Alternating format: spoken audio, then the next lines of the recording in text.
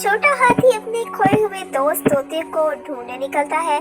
راستے میں اسے نئے دوست ملتے ہیں جو اس کی مدد کرتے ہیں، مگر جنگل کے اندر ایک ایسا راز چھپا ہے جو سب کو حیران کر دیتا ہے۔ آئیے کہانی شروع کرتے ہیں۔ ایسے ہی مزید کہانیوں کے لیے میرے چینل کو سبسکرائب کریں اور شیئر لائک کریں۔ ایک گھنے جنگل میں ایک چھوٹا ہاتھی گلو رہتا تھا۔ اس کا سب سے اچھا دوست ایک رنگ برنگا طوطا تھا جس کا نام مٹھو تھا۔ ایک دن تیز آندھی آئی اور مٹھو کہیں اڑ گیا۔ گلو بہت اداس ہو گیا۔ اگلی صبح اس نے فیصلہ کیا کہ وہ اپنے دوست کو ڈھونڈنے ضرور نکلے گا۔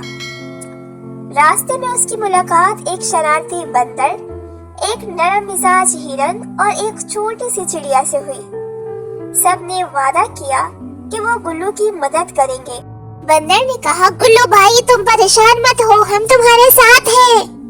اور وہ سب مل کر جنگل کے اندر تک پہنچے جہاں درخت عجیب سی سرگوشیاں کر رہے تھے۔ اچانک زمین ہلی اور ایک پرانا دروازہ کھل گیا۔ دروازے کے پیچھے ایک خوبصورت راز کا باغ تھا جہاں بولنے والے پھول اور جگمگاتی تتلیاں رہتی تھیں۔ وہی مٹھو قید تھا مگر ڈرا نہیں ہوا تھا۔ وہ کہہ رہا تھا کہ گلو میں نے یہاں ایک خزانہ دیکھا ہے جو دوستی کی طاقت سے ہی کھلتا ہے۔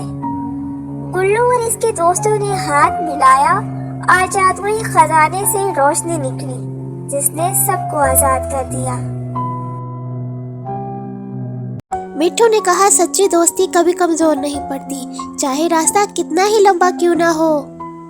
اس کے بعد گلو اور مٹھو ہنسی خوشی جنگل میں رہنے لگے۔